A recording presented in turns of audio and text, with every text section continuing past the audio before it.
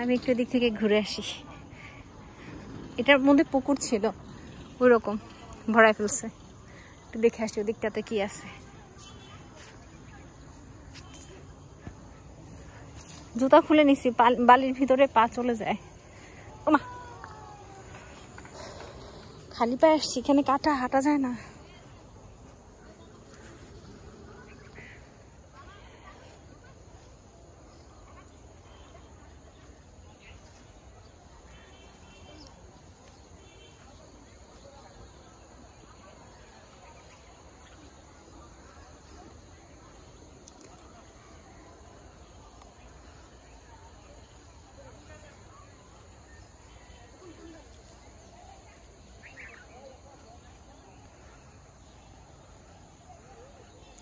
বড়ই গেছে, বড়ই হয়েছে।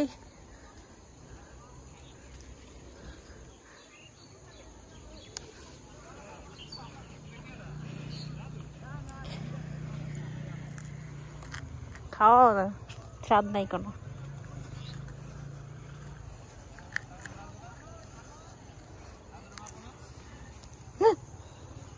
ও মা গো, ও মা গো।